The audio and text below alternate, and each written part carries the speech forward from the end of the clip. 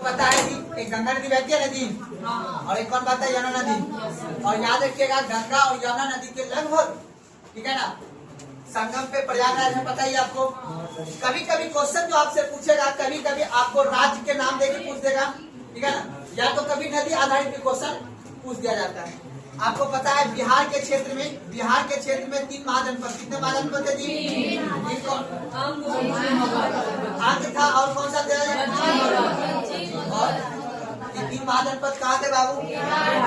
आप बताओ, अगर पूछेगा सार्वत्रिक महाजनपद किस राज्य में था, क्या बोलेगा? उत्तर प्रदेश में। अब तो कोसल कहाँ पे है? उत्तर प्रदेश में, है ना। काशी कहाँ पे है? उत्तर प्रदेश में। कौशल का राजा प्रसेनजीत, कौन था जी? प्रसेनजीत। और कौशल की क्या है? 2 राजधानियां है, बताते ना, पश्चिमी और पूर्वी, दोनों राजधानी का नाम याद रखिए क्योंकि एग्जाम में ये पूछा जाता है। आज जो हम जनपद पढ़ेंगे महाजनपद, जो कौन सा रहेगा? अंग महाजनपद। कौन सा रहेगा जी? छोटा सा महाजनपद है, इसी बारे में हम लोग जान लेना। अंग महाजनपद कहाँ पड़ता है? आज के भागलपुर, मुंगेर, जो खगड़िया का क्षेत्र है, ये सब कौन सा क्षेत्र पड़ता था जी? अंग महाजनपद। और आपको देखिए जानकारी एक चीज समझिएगा गहराई से, एक लोहे की साक्ष्य ने किस तरह से एक छोटे छोटे कबीला को एक बड़ा सा जनपद में कन्वर्ट कर दिया, और एक जनपद कैसे एक महाजनपद का निर्माण कर दिया। देखिए कहने वाला इतिहास का डीडी कोसाम्बी तो ये याद रखिएगा, डीडी कोसाम्बी तो ये भी कहता है, याद रखिएगा, जन का मत समझिएगा ध्यान से, जन का मतलब होता है जनजाति, क्या होता है जी? जनजाति होता है। और पद का मतलब होता है पद, जो पैर का निशान होता है, जहाँ पे आपकी प्रोडक्टिविटी, जहाँ से आपको खेती मिलता हो, है ना, समझ बात को ना। तो जहाँ से आपको खेती का सिंबल मिलता हो, समझिए कि कहा जाता है वैसा क्षेत्र जहाँ पे एक व्यक्ति अपने कृषि भूमि से जहाँ पे उत्पादन करता हो, जहाँ का जनजाति, वो क्या कहलाता है? आपका जनपद कहलाता है। समझा बात को ना। जन मतलब जनजाति, पद मतलब पैर के चिन्ह, मतलब अर्थात खेत, कृषि भूमि, ठीक है ना। जहाँ पे कृषि भूमि जिस जनजाति का रहता था, वही क्या बन गया जी? जनपद। और आगे चल के यही जनपद क्या बन गया आपका जी? महाजनपद बन गया। सोचो एक लोहे की क्रांति ने, द्वितीय नगरीकरण की क्रांति ने किस तरह से एक साम्राज्य को बना दिया। आज जो आप जिस भारत को देख रहे हो बाबू, ये जो भारत आप देख रहे हो कि एक पूरा का पूरा राज्य में जो बना हुआ है, आप सोचो कि उस समय, जिस समय आज से लगभग 3500 साल पहले कोई राज्य नहीं था, कोई जनजाति, कई सारे जनजाति थे, लेकिन एक पूरा राज्य का निर्माण नहीं था। अब सोचो कि यहीं से एक महाजनपद से किस तरह से आगे चल के साम्राज्य बनेगा, वही साम्राज्य आगे चल के एक राष्ट्र का रूप में निर्माण होगा, है कि नहीं है। लेकिन सोचो कि राष्ट्र को जब ये जनपद बना, इस जनपद को तोड़ने के लिए कई सारे काम हुए। चाहे वो आप जैसे गुप्त काल के बाद जाओगे तो जहाँ पे पूरा का पूरा गुप्तोत्तर काल आया था, उसके बाद कहा जाता है पूर्व मध्य काल के समय में जितने भी राजपूत राजा थे या गुजर के राजा थे या गुजर पड़ते जितने भी चोर वगैरह थे, वो सारे अपने राज्य को क्या कर दिया था? तोड़ दिया था, ठीक है। उसके बाद दिल्ली सल्तनत वगैरह आते हैं। तो कहने का मतलब है कि ये जब महाजनपद काल बनता है, महाजनपद के बाद किस तरह से साम्राज्य निर्माण होता है, साम्राज्य से फिर विघटित होता है, फिर बनता है, फिर टूटता है। अंत में जाकर 1947 में जब देश आजाद होता है, तब जाके संविधान में ये लिख दिया जाता है कि अब कोई भी राज्य भारत से बाहर नहीं। तो सोचो कि इस भारत माँ के बनने में कितना सारा बलिदान देने का मतलब कार्य किया गया है, बहुत सारे बलिदान दिया गया है। तो सोचो कि हम जो कहानी स्टार्ट की, ये महाजनपद काल है, यहाँ से आपका एक राज्य बनना क्या हो गया? प्रारंभ हो गया। अब यही राज्य आगे चल के क्या बनेगा? साम्राज्य बनेगा। कहने का मतलब है कि यही चल के महाजनपद एक मगध जनपद बनेगा, वहां से फिर हम लोग कहानी इतिहास में स्टार्ट करेंगे। अब याद रखना, यहीं से देखना है कि महाजनपद से जो राज्य बनने की प्रक्रिया होगी, उसके लिए क्या करना होगा? युद्ध। उसके लिए क्या करना होगा? युद्ध करना होगा। आप सोच के देखिएगा कि किस तरह से राजनीतिक इतिहास की परंपरा। यहाँ पे अब ये नहीं पता चलेगा कि नगर का निर्माण हुआ कि नहीं हुआ, नगर का विकास हुआ कि नहीं हुआ, महिला का विकास हुआ कि नहीं हुआ, समाज का विकास हुआ कि नहीं। अब इस चीज की लड़ाई नहीं होगा, अब धर्म की लड़ाई नहीं होगी, अब सीधा लड़ाई किसका होगा? सत्ता का। किसका? सत्ता अर्थात साम्राज्य का विस्तार का लड़ाई होगा। यहाँ से आपका राजनीतिक इतिहास क्या हो जाएगा? प्रारंभ हो जाएगा। आपको पता ही एक राज्य को बनाने में, आपको पता है एक चाणक्य की भूमिका है ना। चाणक्य ने किस तरह से एक व्यक्ति को, नॉर्मल व्यक्ति को कहा जाता है, राजकीय खेल खेलते हुए एक व्यक्ति, एक बालक को किस तरह से वो चंद्रगुप्त मौर्य का विशाल सम्राट बना दिया जाता है। तो कहने का मेरा मतलब यह है कि आप मन में इस चीज को बैठा लीजिएगा, एक छोटे छोटे कबीला ने किस तरह से एक राज्य का निर्माण करेगा। तो हम लोग समझ लो, हम लोग जहाँ पे रह रहे हैं, ये तो आज से करीब, कहने का मतलब है कि आज से लगभग मुझे लगता है 200 साल पहले तो यहाँ था नहीं, यहाँ गंगा और कोसी का मिलन होता था। यहाँ की भौगोलिक पृष्ठभूमि अलग थी, लेकिन यहाँ से पहले के जनजाति क्षेत्र कुछ ना कुछ निवास करते थे। गया बहुत पुराना क्षेत्र, गया में कभी नदी का कोई बहाव क्षेत्र नहीं था, समझ में नहीं लगता। ऊपर के जो तो मधुबनी क्षेत्र, कपिल वस्तु का क्षेत्र, वो पहले से है। हम लोग का जो शहर बसा हुआ खगड़िया, ये पहले ये दियारा प्रदेश था। दियारा मतलब बाढ़ वाला क्षेत्र था। यहाँ पे छोटे छोटे कबीला रहते थे, ठीक है ना, लेकिन पूरा तरह से समुदाय बना के नहीं रहते थे। अभी से 100 साल पहले यहाँ पे बाढ़ का पूरा क्षेत्र था। समझा बात को। उसके बाद देश आजाद हुआ, बांध बना, तो तब जाके यहाँ पे समाज बन पाया। आपका महसूल बाजार आज से 100 साल पहले यहाँ पे नहीं था। समझ में आ रहा है ना। तो इसी हिसाब से आज जो हम महाजनपद पढ़ेंगे कौन से बाबू, अंग, जहाँ पे हम लोग रहने वाले हैं। कहाँ रहने वाले हैं हम लोग जी? अंग प्रदेश के रहने वाले हैं, है ना जी। और यही प्रदेश ने बहुत अच्छा कृषि भूमि को दिया था। और यही प्रदेश याद रखना है सूती वस्त्र के लिए भी प्रसिद्ध है। और आपको याद रखिएगा दूसरा यहाँ पे व्यापारिक केंद्र के लिए प्रसिद्ध है। यही जो भागलपुर आपका दिख रहा है, विक्रमशिला का केंद्र जो दिख रहा है, ये सब टूटेगा, कोई बात नहीं, टूटेगा ही टूटेगा।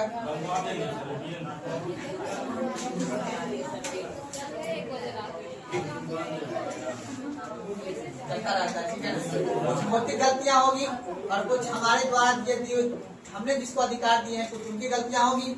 और जो किसी ने सत्ता पढ़ के हासिल किया है उसकी भी कुछ इच्छाएं ज्यादा जागृत हो गया होगा, जिस वजह से वहाँ पे संसाधन कम उपलब्ध हुआ है ना जी।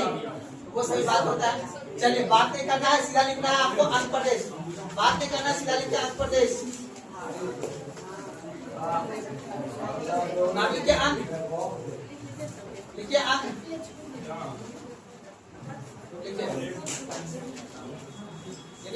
यह वर्तमान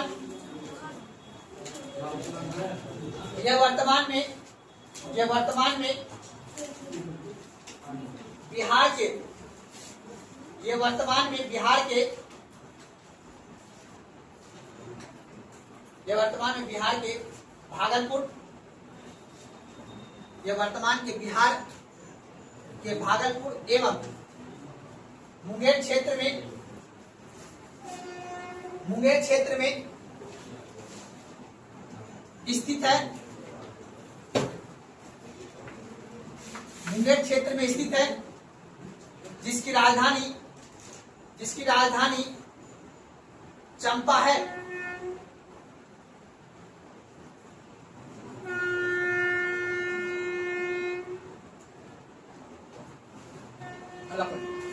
महाभारत एवं पुराण में इसे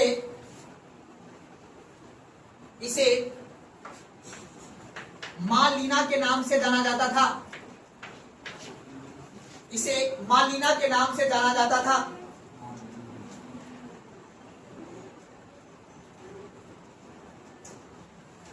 समझ लो, देखिए, कहा जाता है ये जो शहर था बाबू, ये नदी के किनारे स्थित था। जो नदी का नाम था गंगा, मालिनी लिखना है। मालिनी के नाम से जाना जाता था। अब देखिए, याद रखिएगा, ये शहर को याद रखिएगा, ये नदी के किनारे स्थित था, शहर था। आज भी आप चंपानगर जानते हैं कहाँ पे है? भागलपुर में एक जगह है जिसका नाम है नाथनगर। क्या नाम है जी? और नाथनगर के ही क्षेत्र को बोला जाता है चंपानगर। आज भी वहाँ पे आपको जाइएगा तो वहाँ पे मतलब जो रेशमी वस्त्र होते हैं या सूती वस्त्र होते हैं, आज भी वहाँ पे व्यापारी की जाते हैं। और याद रखिएगा, पूरा का पूरा जो शहर है ना, वो नदी के किनारे ही, भागलपुर तो पूरा नदी किनारे है ना जी। भागलपुर जिला जो नवसिया इस पार पड़ता है और उस पार, आपको पता है भागलपुर को बीचों बीच काटता है कौन सा नदी? गंगा नदी काटती है। तो आपकी बात कर रहे हो, ठीक है ना। तो याद रखिएगा मुख्य रूप से। अब इस शहर को क्या कहा जाता था जी?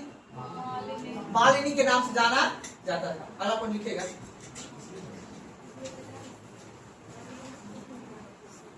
इस नगर का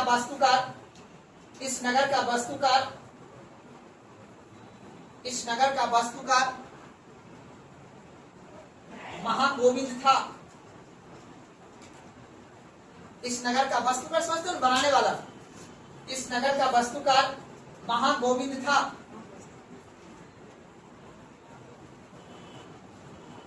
तथा यह शहर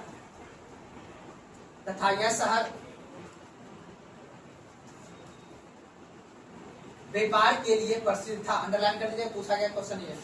तथा यह शहर व्यापार के लिए प्रसिद्ध था।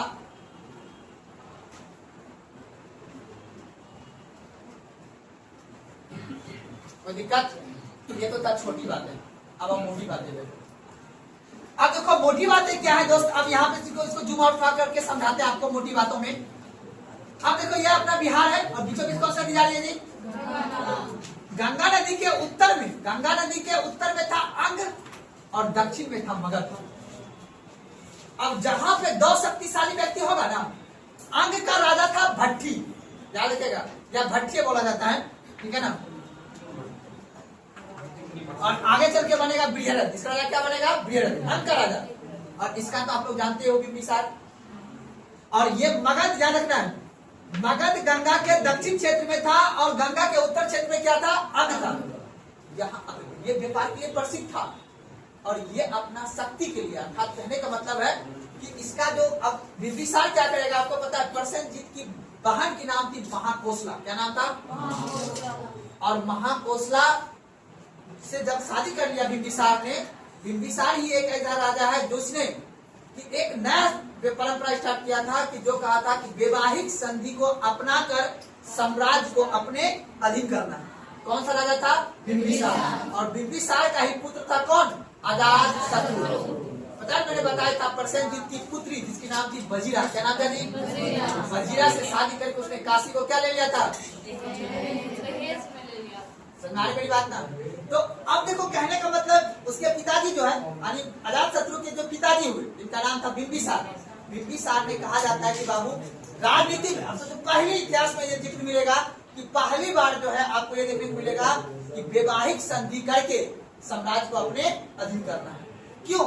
क्योंकि अब यहाँ के जो राजा था बिंबिसार, याद रखिएगा, इसकी इच्छा शक्ति बढ़ रही थी कि नहीं हमको भी अंग के तरह क्या होना, शक्तिशाली होना। अब ये शक्तिशाली कैसे था? इसके पास व्यापार था। ये भी नदी के किनारे था, ऐसा नहीं नदी किनारे नहीं था, ये भी नदी किनारे थे, लेकिन ये थोड़ा सा यहाँ पे व्यापारिक अंग ज्यादा था। समझ बात को ना, जिस वजह से यहाँ व्यापार अधिक हो रहा था। और अंग और मगध के बीच, दोनों के बीच बाबू अब सत्ता के लिए क्या प्रारंभ हो जाता है? संघर्ष प्रारंभ हो जाता है। क्या होता है जी? संघर्ष प्रारंभ होता है। अंत रूप में मगध इसको परास्त कर देता है और अंग जो है किस प्रदेश में आ जाता है? मगध में आ जाता है। समझ बात को, इतना ही पढ़ना है, ठीक है। मुख्य रूप से क्या है कि हम लोग एक एक महाजनपद का इंट्रोडक्शन करेंगे। मुख्य रूप से हमको किसके बारे में पढ़ना है? मगध के बारे में। जो एक अब सोचो कि पहले ये जनपद था और अंग भी क्या था? जनपद था। अब ये कई जनपद मिलकर बनेगा राज्य। क्या बनेगा? राज्य। तो जब मगध एक राज्य का निर्माण करेगा तब इसी पे 3 वंश शासन करता है, हर्यक वंश और कौन सा? शिशुनाग वंश और नंद वंश। ये 3 वंश का शासन रहता है किस पे? मगध राज्य पे। समझ रहे? तो अभी मगध राज्य नहीं बना, अभी धीरे धीरे करके वो एक एक महाजनपद को अपने अधीन कर रहा है। तब जाके आगे चल के वो क्या बनेगा? राज्य बनेगा। तब जाके फिर आना अपन लोग का इतिहास चलता रहेगा विस्तार होगा। समझा बात को ना? लिखेगा अपन, लिखेगा अंग और मगध के बीच, अंग और मगध के बीच राजनीतिक सत्ता के लिए, अंग और मगध के बीच राजनीतिक सत्ता के लिए संघर्ष चल रहा था। राजनीतिक सत्ता के लिए संघर्ष चल रहा था।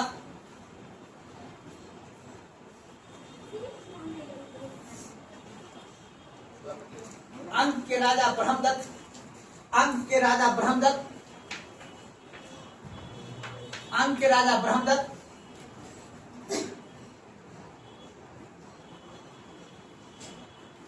ब्रह्मदत्त ने मगध के राजा बिंबिसार, अंग के राजा ब्रह्मदत्त ने मगध के राजा बिंबिसार से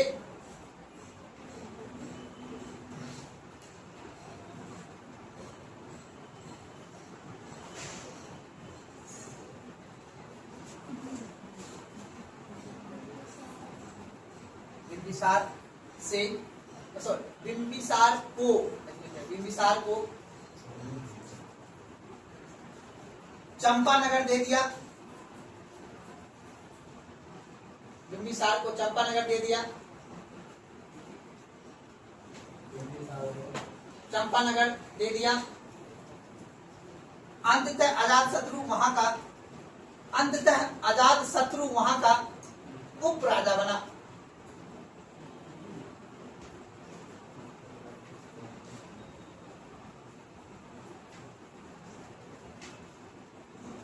अब आ जाओ फिर मन अब गंगा और यमुना नदी के संगम पर एक महाजनपद था जिसका नाम था वत्स। क्या नाम था बाबू? वत्स भी बाबू बहुत ही पता है ना, जहां पे दो नदी रहेगा, आप इतना याद रखना, गंगा नदी के किनारे वाला व्यक्ति कभी बाहर खटने के लिए नहीं जाएगा, या किसी भी नदी के किनारे रहे हुए व्यक्ति कभी बाहर खटने के लिए वो तो उसके पास सीजन रहता है। जब पानी आ गया तो मछली मार के व्यापारी कर लेगा, पानी चला गया तो आलू तरबूज ककड़ी ये सब बेच के व्यापारी कर लेगा। तो कहने का मेरा मतलब ये है कि नदी के किनारे स्थित जो जनजाति रहते हैं ना, उसको व्यापार करने के लिए कोई दिक्कत नहीं होता, उसके पास पैसा हमेशा रहता है और वो क्षेत्र हमेशा लगभग वो जो क्षेत्र होता है आर्थिक दृष्टिकोण से वो परिपूर्ण रहता है। अभी भी देख लो वर्तमान समय में, अभी तुमको नहीं पता होगा, लगभग जो वो नदी के किनारे, जो गंडक नदी किनारे हुए, गंगा नदी किनारे के जो क्षेत्र के व्यक्ति होते हैं, उसको कुछ नहीं है, तो भैंस खरीद लेना है, फिर नदी तैरने के लिए उसे आएगा ही आएगा, उसके बाद उससे दूध भी काम चल जाएगा, चारा भी हो जाएगा, फिर सब कुछ हो जाता है ना, हो जाता है। तो कहने को तो उसको बाहर जाने की जरूरत पड़ेगा, लेकिन जो सूखा क्षेत्र के व्यक्ति हैं उसको अगर यहाँ पे संसाधन नहीं मिलेगा तो संसाधन के खोज में उस राज्य में जाएगा जहां पे उस राज्य में उसे संसाधन आज भी है। तो वत्स जो है बाबू गंगा और यमुना नदी के संगम पर था, जो आज का वर्तमान का प्रयागराज जिला इलाहाबाद जिले के क्षेत्र में कौन सा शहर था उस समय का बाबू? वत्स। वर्तमान के अगला लिखिएगा ना, वत्स महाजनपद, अगला लिखिए ना वत्स महाजनपद, वत्स लिख के डैश दे दीजिए, अगला लिखिए। यह वर्तमान के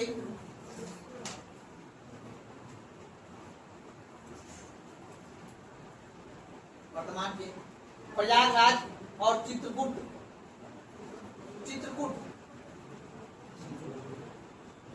यह वर्तमान के प्रयागराज एवं चित्रकूट जिले में स्थित है।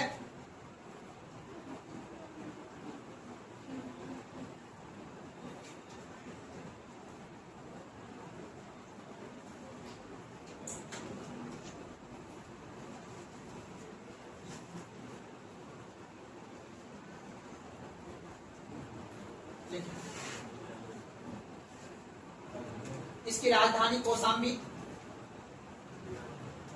जो यमुना नदी के किनारे थी, इसकी राजधानी कौशाम्बी जो यमुना नदी के किनारे थी, जो यमुना नदी के किनारे थी।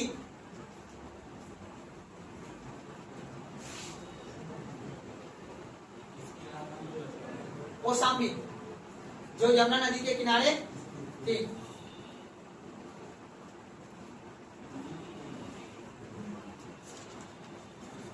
लिखेगा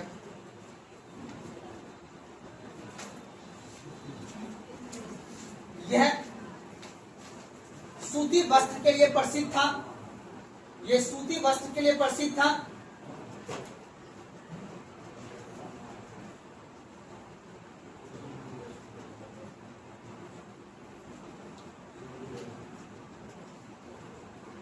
आपको लिखेगा विष्णु पुराण के अनुसार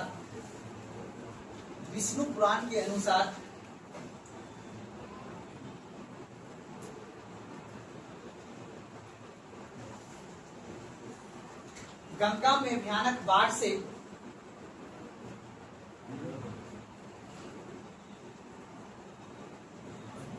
विष्णु पुराण के अनुसार गंगा में भयानक बाढ़ से इस शहर का नष्ट हो गया।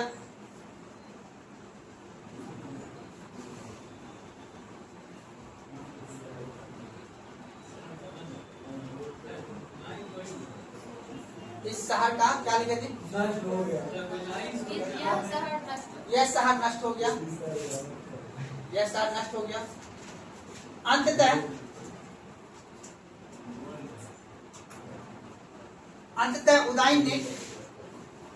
उदयन ने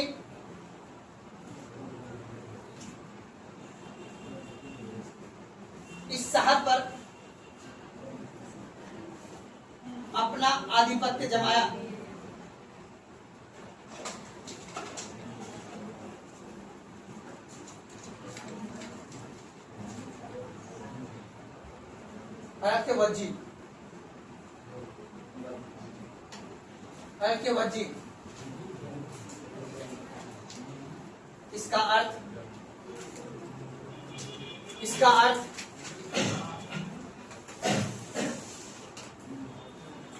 इसका अर्थ पशुपालक समुदाय है। इसका अर्थ पशुपालक समुदाय है।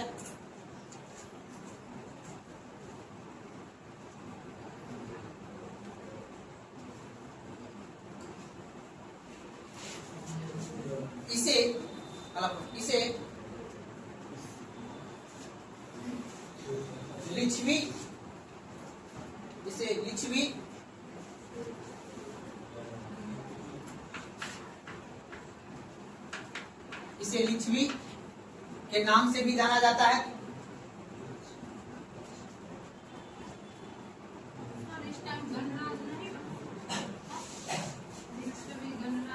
आगे चलिए, नाम से भी जाना जाता है। लिखिएगा, मगध एवं वज्जी के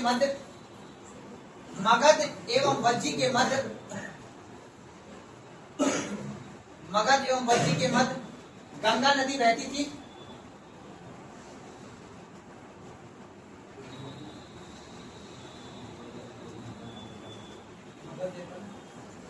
वज्जी के मध्य गंगा नदी बहती थी। लिखेगा, बीचों बीच सीमा निर्धारण करता, यानी वज्जी और मगध के बीच जो सीमा निर्धारण करता था ना, वो गंगा नदी करता था। देख भी सकते आप उस हिसाब से, ठीक है। आप लिखिएगा, इस संघ के अंतर्गत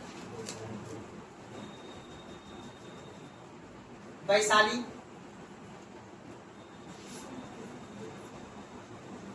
मिथिला के विदेह, इस संघ के अंतर्गत वैशाली,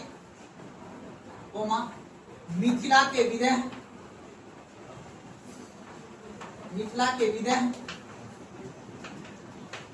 एवं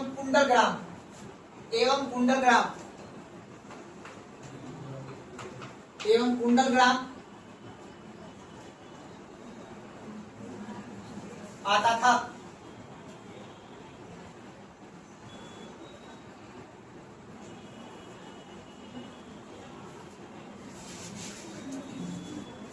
मल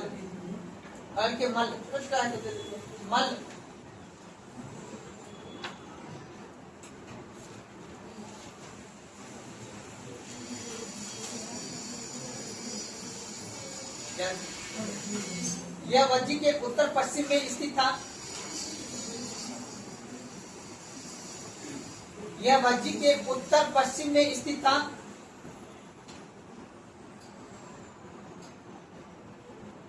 जो यूपी के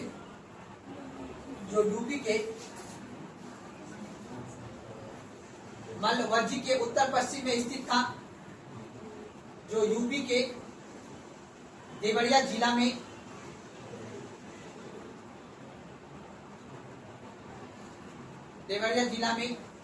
स्थित था।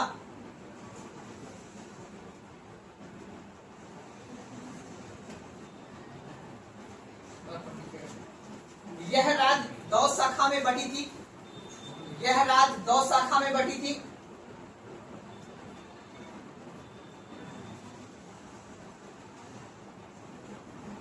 प्रथम पावापुरी नाम सुने हो ना, जो नेपाल में पड़ता है। पावा के मल एवं कुशीनगर के मल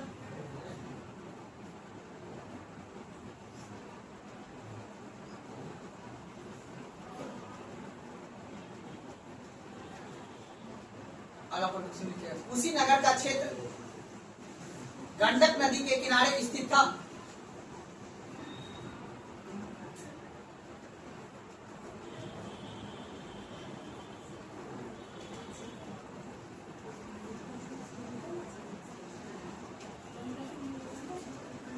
आवंती, कुशीनगर का क्षेत्र गंडक नदी के किनारे स्थित था।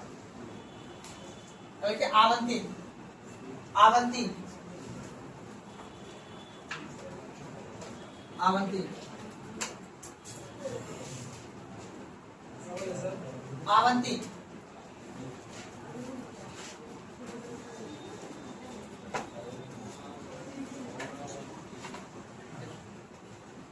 किस राज्य में था ये अवंती?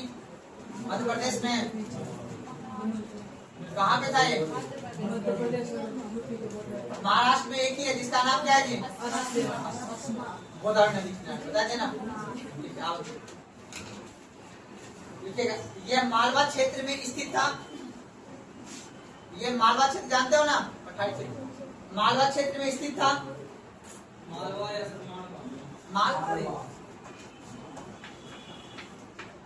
मालवा क्षेत्र में स्थित था।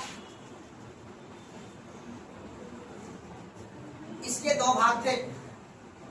इसके दो भाग थे।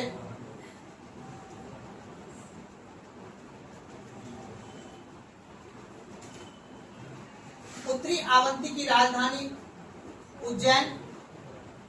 इसके दो भाग थे। उत्तरी अवंती की राजधानी उज्जैन तथा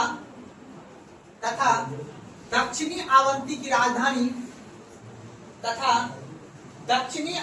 राजधानी क्या लिखे जी? माहिस्ती। उसका लिखिएगा। दूसरी राजधानी क्या लिखना है जी? माहिस्मती। दूसरी राजधानी लिखिएगा। दक्षिणी अवंती की राजधानी माहिस्मती। दूसरी लिखिएगा। दक्षिणी अवंती की राजधानी माहिस्मती थी।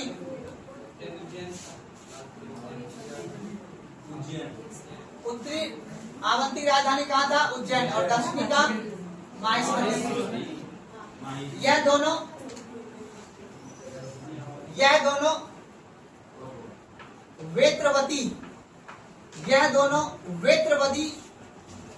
वेत्रवती नदी के किनारे स्थित था। यह दोनों वेत्रवती नदी के किनारे स्थित था।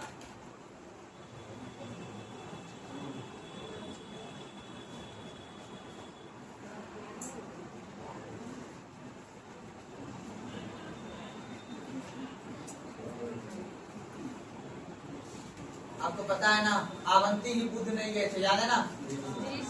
ये भी पॉइंट याद रहेगा। लिखिएगा। लिखे है ना? अभी लिख लीजिए, याद रहेगा। लिखिएगा।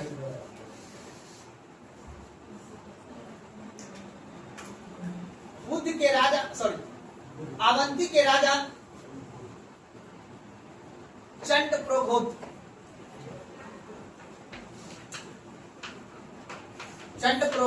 अवंती के राजा चंडप्रबोध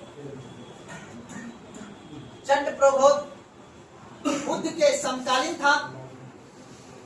अवंती के राजा चंडप्रबोध बुद्ध के समकालीन था।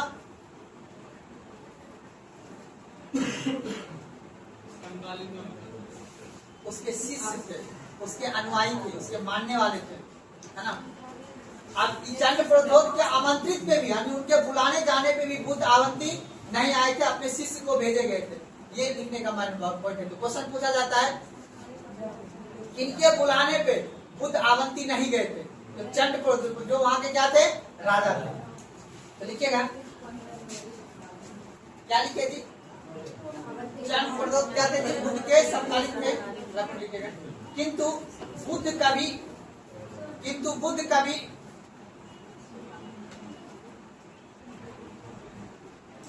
अवंती के राजा चंडप्रबोध जो बुद्ध के समकालीन थे, किंतु बुद्ध कभी अवंती नहीं जा सके। किंतु बुद्ध कभी अवंती नहीं जा सके।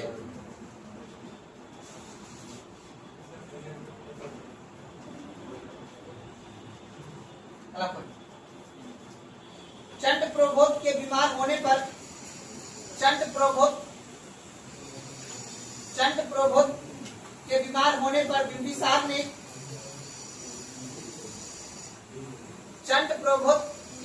होने पर बिंबिसार ने अपना वैद्य वैद्य मतलब डॉक्टर का। अपना वैद्य जीवक को भेजकर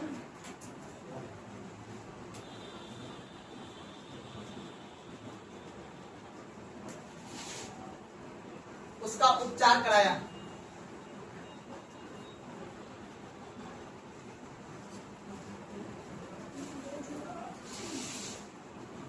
आप लिखिएगा।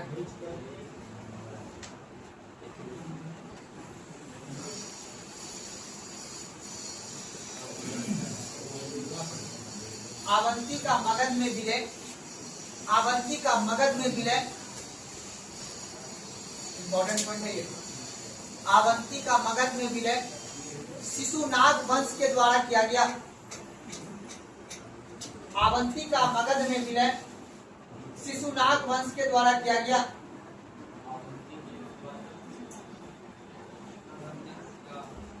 अवंती का मगध में विलय शिशुनाग वंश के द्वारा किया गया। हल्के चेदी, हल्के चेदी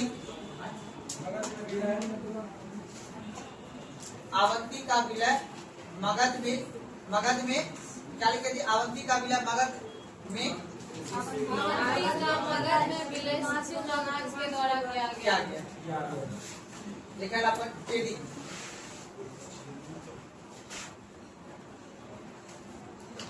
लिखिएगा। चेदी किस राज्य में है जी? कभी कभी ऑप्शन में बुंदेलखंड भी दे देगा, ठीक है। मालवा बोले तो मध्य प्रदेश, बुंदेलखंड बोले तो उत्तर प्रदेश। जो दक्षिण का क्षेत्र है ना उत्तर प्रदेश का, ये पड़ता है बुंदेलखंड का क्षेत्र, ठीक है ना।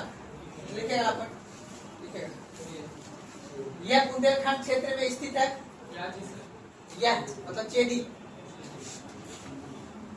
यह बुंदेलखंड क्षेत्र में स्थित है।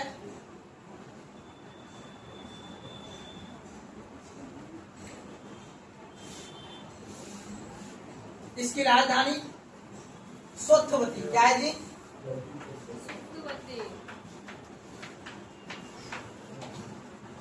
इसकी राजधानी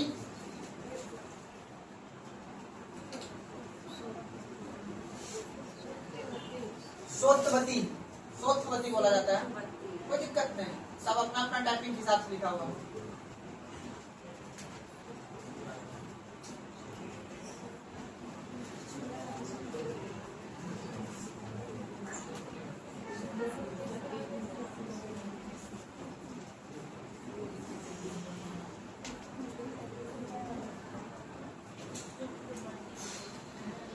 लिखिए अस्मक, बस इतना ही इसमें।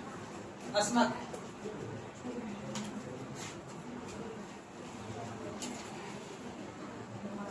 अस्मक लिखिएगा।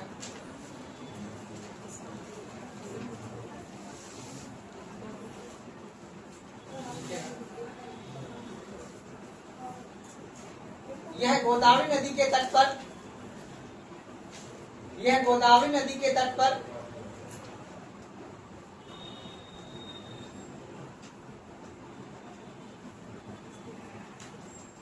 महाराष्ट्र एवं आंध्र प्रदेश राज्य में स्थित है।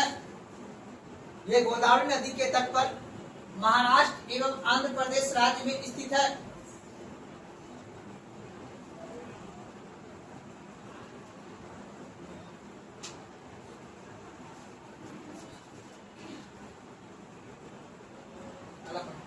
बुद्ध काल में, बुद्ध काल में, बुद्ध काल में अवंती ने अस्मक को जीत लिया था।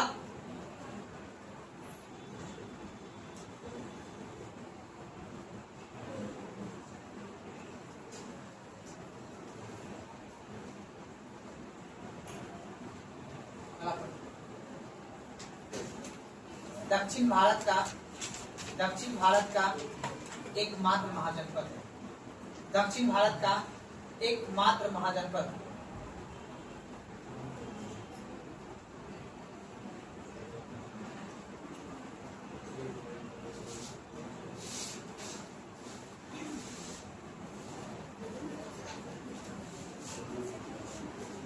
क्रू, क्रू, क्रू यह क्रू, हाँ क्रू लिखना है। यह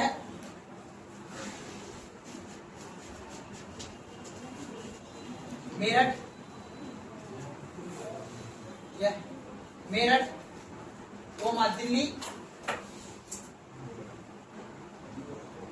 एवं हरियाणा के क्षेत्र में स्थित था।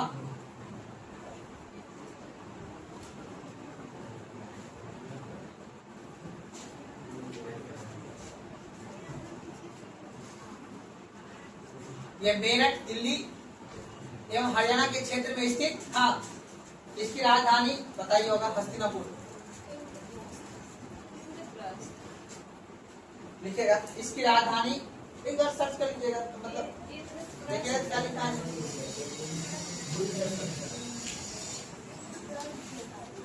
ठीक ठीक दोनों है, इंद्रप्रस्थ भी होगा और हस्तिनापुर भी होगा, ठीक है ना। एक बार सर्च कर लीजिएगा। ठीक है, इसकी राजधानी हस्तिनापुर, हस्तिनापुर एवं इंद्रप्रस्थ है। इंद्रप्रस्थ दोनों राजधानी है इसका।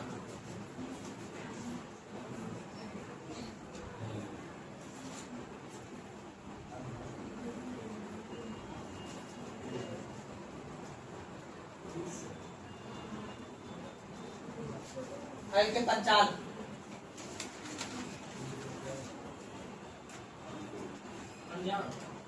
पंचाल पंचाल पंचाल लिखिए, पंचाल लिखिएगा। यह उत्तर प्रदेश के बरेली, यह उत्तर प्रदेश के बरेली कोमा बदायूं, उत्तर प्रदेश के Bareilly comma Badaun, comma Badaun, comma Badaun लिखिएगा। यह उत्तर प्रदेश के बरेली कोमा बदायूं जिले में स्थित है।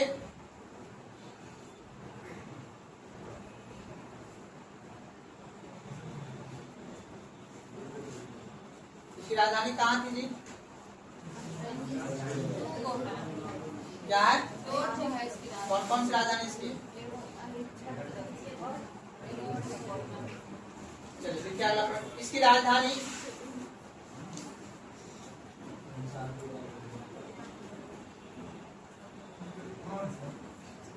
क्या लिखे थे? कन्याकुंज। इसकी राजधानी क्या है? कन्याकुंज लिखा है ना? क्या लिखा है? आइच, उत्तरी का है ना। तो क्या लिखे? कौन क्या लिखे? इसकी राजधानी दो नदियों के माध्यम से दो वर्गों में है, ठीक है ना। मुख्य रूप से इसकी पता है ना आपको? तो मुख्य रूप से याद रखना है अभी आपको कि ये इसकी राजधानी था, नदी के दो वर्गों में बांटा हुआ था, ठीक है ना। एक उत्तरी क्षेत्र में, एक दक्षिण क्षेत्र में। तो लिखिएगा इसकी राजधानी काट दीजिए, उत्तरी पंचाल की राजधानी, लाइन को काट दीजिए। लिखिएगा उत्तरी पंचाल की राजधानी, उत्तरी पंचाल की राजधानी, उत्तरी पंचाल की राजधानी, उत्तरी पंचाल की राजधानी अहिच, ऐसे ना जी।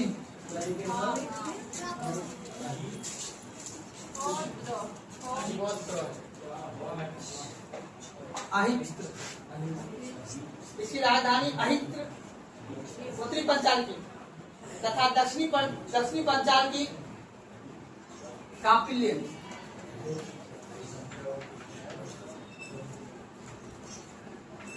तथा दक्षिणी पंचाल की राजधानी कापिल्य,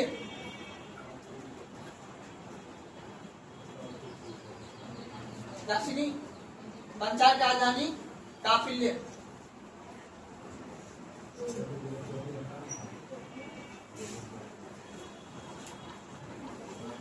के मत्स्य,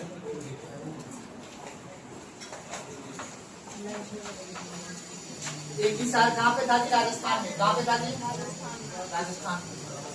देखिए कुछ कुछ टफ वर्ड है ना, तो याद कर लीजिएगा। मत्स्य,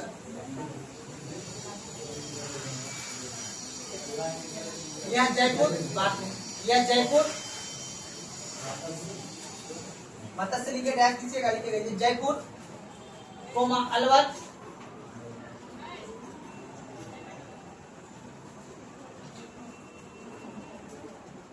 जयपुर कोमा अलवर एवं भरतपुर के क्षेत्र में,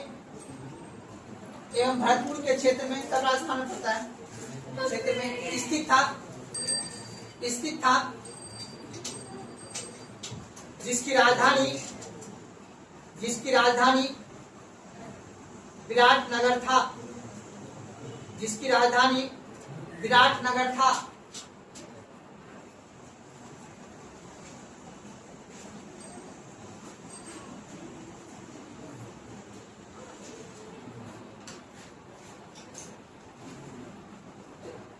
इसका उल्लेख ऋग्वेद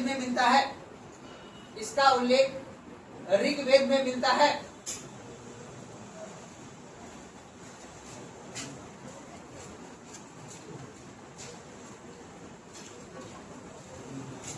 देखिए गंधार, हाँ बताया ना, पाकिस्तान में था गंधार, उसकी राजधानी तक्षशिला, गंधार। देखिए ये पाकिस्तान के पेशावर में स्थित था,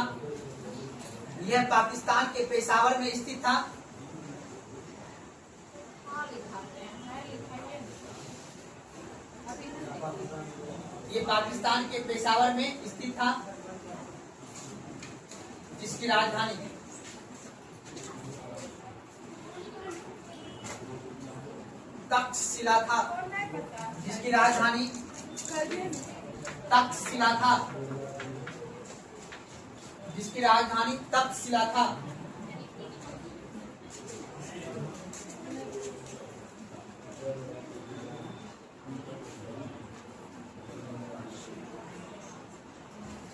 लगभग सब हो गया जी, छुटा भी है। कितना जनपद हुआ जी? कंबोज एक छुटा होगा, ऊपर वाला जम्मू कश्मीर लिख के कंबोज, मगध तो पढ़ेंगे ना, कंबोज। अभी तो सबको एकजुट करना है, अभी बस चाहते थे हम एक बार में राजधानी ऐसे करके लिखा, लेकिन थोड़ा सा विस्तार से लिखा, हल्का फुल्का 2-3 मिनट। ठीक है, कंबोज।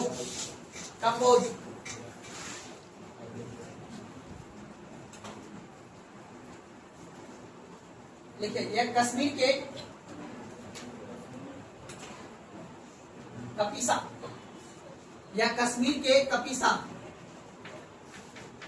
ये क्षेत्र में स्थित है, यह कश्मीर के कपीसा क्षेत्र में स्थित है।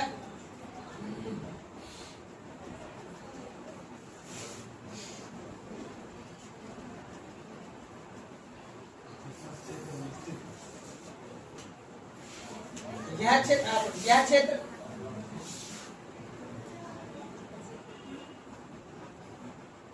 श्रेष्ठ घोड़ा के लिए प्रसिद्ध था।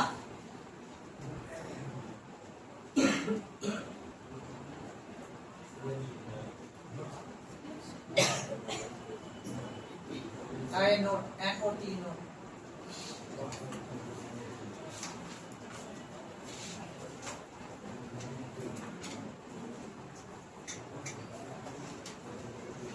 क्वेश्चन पूछेगा कि बुद्ध के गणराज्य कितने थे?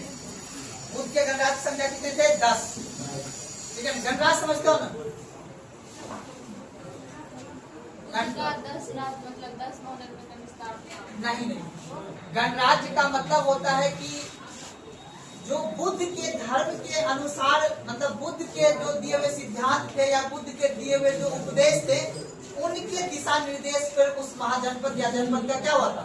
निर्माण हुआ था। वहाँ का जो शासन व्यवस्था या फिर जो भी कार्य वगैरह चल रहा था, वो सभी बुद्ध के सिद्धांत या बुद्ध के प्रिंसिपल पे चल रहा था। जैसे हमारे यहाँ अब मैं पढ़ाऊंगा, गुप्ता वंश से पढ़ाऊंगा, तो गुप्ता वंश में हिंदू धर्म के परंपरा के आधार पर हमने नवरत्न की स्थापना किया था। मौर्य वंश जब पढ़ोगे मौर्य वंश में जो राजा 3 थे मुख्य रूप से, कौन कौन थे? मौर्य यानी क्या नाम? चंद्रगुप्त मौर्य, अशोक और क्या नाम था उसका? अशोक का पुत्र का नाम क्या था?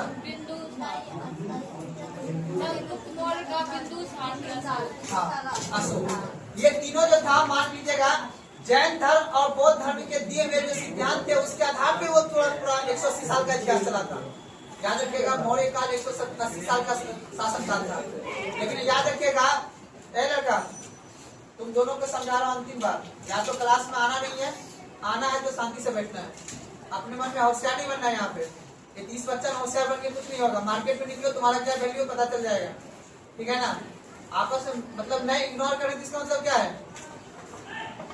बात किए जा रहे, तुमको नहीं पढ़ने करना तो लिखते हो क्लास में, सोचते हो होशियार बन जाएगा। किताब में पता है बाबू, किताब में हर बात लिखा हुआ है। तुम्हें लगता है कि नोट से पढ़ लेंगे तो कोई दिक्कत नहीं है उससे। जब कम से जो पढ़ रहा है उसको पढ़ने दे दो, तुम्हारा कोई अधिकार नहीं है किसी दूसरे को दिक्कत में डालने का, ठीक है ना? चलिए आगे के समझिएगा। तो कहने का मतलब है कि बुद्ध के सिद्धांत या बुद्ध के दिए हुए नियम के आधार पे जो गणराज अर्थात जो महाजनपद चलते थे उसको बोला गया बुद्ध गणराज। क्या बोला गया? बुद्ध गणराज। तो उसके टोटल थे 10 गणराज। ये एग्जाम में पूछता है कि कौन से गणराज किसके अधीन था और कौन से गणराज किसके अधीन नहीं। सुना, बुद्ध कौन सा महाजनपद नहीं गया था? अवंती, ठीक है ना? ये बात को याद रखना पड़ता है। तो नोट लगा के लिख दीजिए इस पॉइंट को, उसके बाद समझ में आ जाएगा। लिखिएगा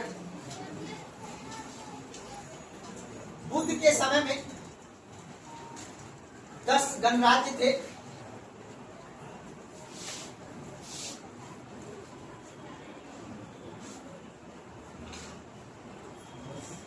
गणराज्य थे। इनमें 8 गणराज्य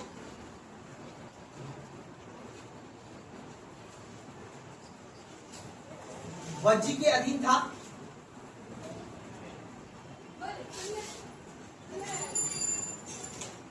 2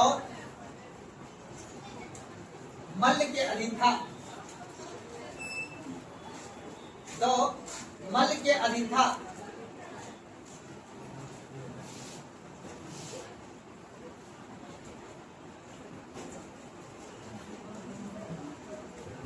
अब ये तो चलो था बच्चा वाला सवाल। अब कुछ ऐसे इतिहासकार हैं बाबू जिसका नाम है केपी जायसवाल। उन्होंने बोला है महाजनपद काल को बोला है कि बाबू ये राष्ट्रीय राज्य का काल है। किसका काल है? अब चलो ये तो चलो किताब में तुमको मिल जाता, हमारा लिखाने का इरादा नहीं था, हम लिखाने का उतना इरादा तो मेन था मुझे समझाने का। अब समझना बात को ध्यान से। अब हमको ये बताओ वर्तमान में अभी कितने राज्य हैं? 28 राज्य है। ये राज्य को एक सूत्र में बांधने के लिए कौन सा आर्टिकल जिम्मेदार है? वर्तमान में जो 28 राज्य है, इस 28 राज्य को एक माले में पिरो के जो रखा हुआ है, ऐसा कौन सा आर्टिकल है बाबू? आर्टिकल 1 और 3 नहीं है, 1 और 2 मुख्य रूप से। तो कौन सा बाबू? 2 में साफ साफ कहा गया है कोई भी भारत से बाहर नहीं आ सकता, और उसके अधीन बहुत सारे आर्टिकल दिए हुए हैं। अब समझना बाबू, क्वेश्चन है कि ये जो राज्य बना है, ये सब जो राज्य आपको बना है, इस राज्य का बनना कब का दौर में हुआ था? तो अभी तो चल रहा है 2026 है ना जी, लेकिन राज्य बनने के प्रारंभ कब से स्टार्ट हुआ था? 1950 से।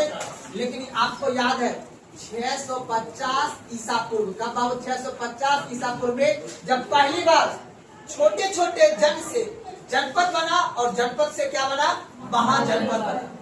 तो याद रखना है केपी जायसवाल जो इतिहासकार था, उन्होंने अपनी पुस्तक में यानी हिंदू पॉलिटिक्स नामक उसने पुस्तक लिखी, उसमें लिखा महाजनपद के काल को उन्होंने लिखा ये राष्ट्र राज्य का काल है। किसका काल है?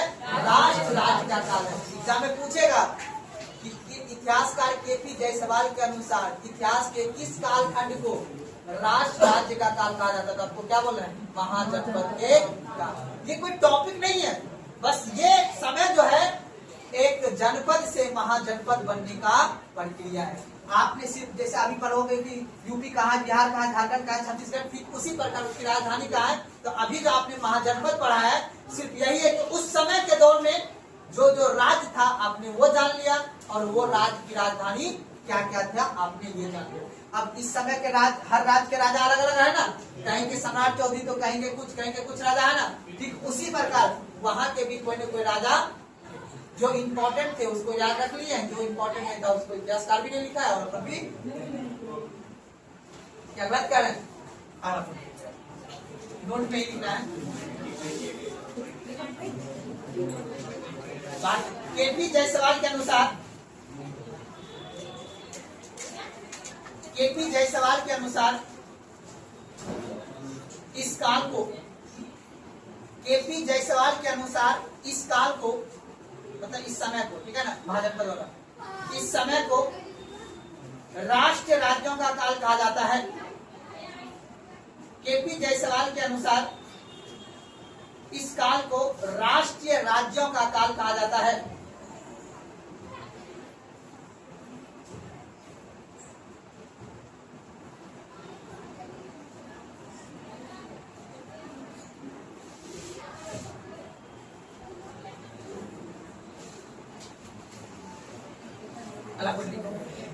उच्चतम न्यायालय के न्यायाधीश ने, जज का नाम नहीं है, ठीक है ना, उच्चतम न्यायालय के न्यायाधीश ने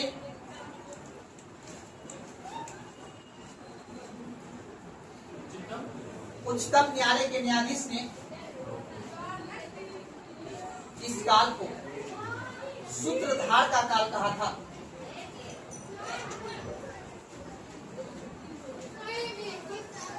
क्योंकि इस समय में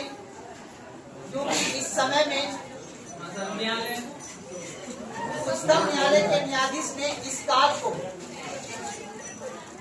सूत्रधार का काल कहा था। क्योंकि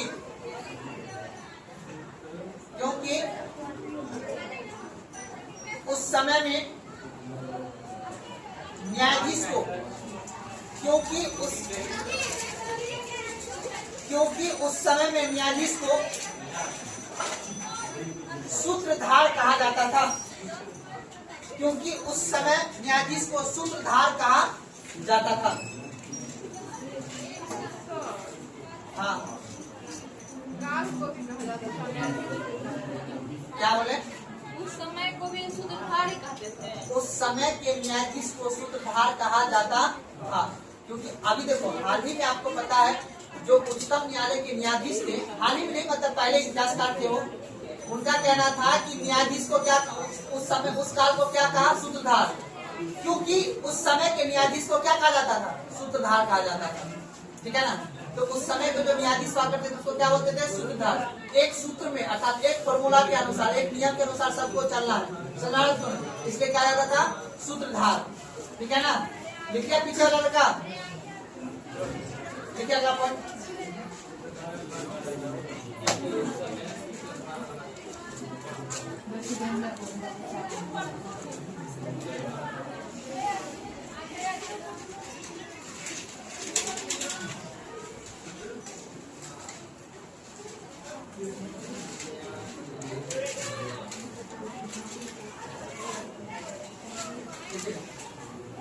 भगवती सूत्र क्या, भगवती सूत्र पता है ना, इसका ग्रंथ है जैन ग्रंथ। तो भगवती सूत्र के अनुसार,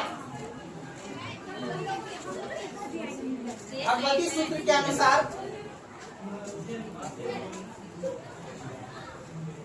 आजाद शत्रु से मुकाबला करने के लिए, भगवती सूत्र के अनुसार आजाद शत्रु से मुकाबला करने के लिए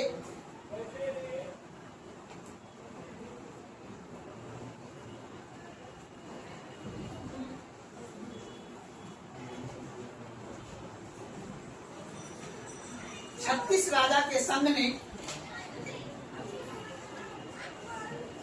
36 राजा के संघ ने मिलकर मुकाबला किया था।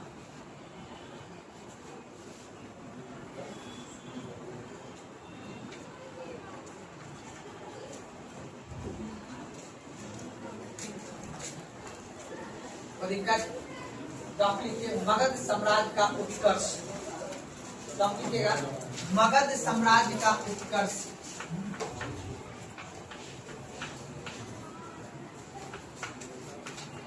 मगध साम्राज्य का उत्कर्ष।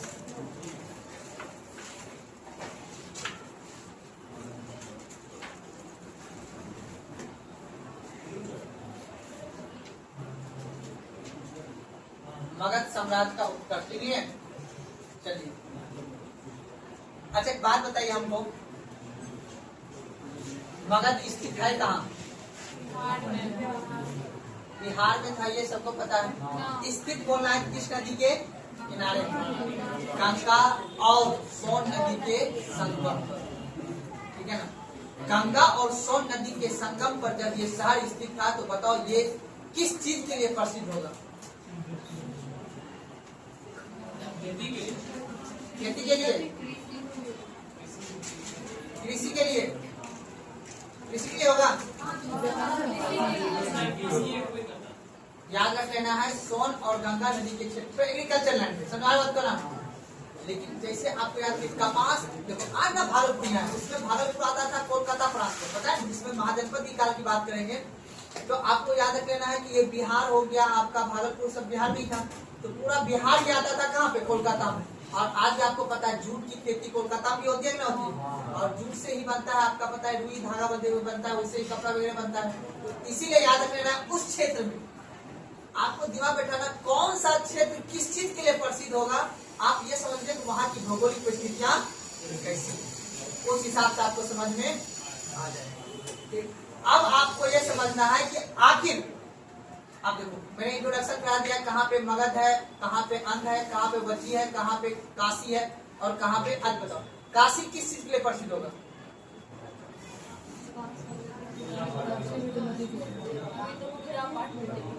अभी तो धार्मिक प्लेस उस टाइम पे किस चीज के लिए प्रसिद्ध? रेशमी वस्त्र के लिए प्रसिद्ध है, ठीक है ना। याद रखना रेशमी वस्त्र के पर मैंने पहले लिखा भी दिया। अब मात्र याद रखना है 4 या 5 राजा को, 4 या 5 क्षेत्र को। अब होगा युद्ध। मगध के जो राजा थे बिंबिसार, अब वो क्या करेंगे? देखो मैंने इंट्रोडक्शन दे दिया है, बस आपको ये समझना है कि किस किस से उन्होंने वैवाहिक संधि को करके और सारे क्षेत्र को अपने अधीन कर लिया। जब उसको अपने अधीन कर लिया तो उस हिसाब से वो काम किया जाए। तो आप लिखिए मगध का उत्कर्ष। आज अगर अभी मूड है समझने का तब समझना है, जब टॉपिक है लंबा तब कितना टाइम? 5 बज के, आज पर अंधेरा बहुत जल्दी हो जाएगा, बारिश होने वाला है।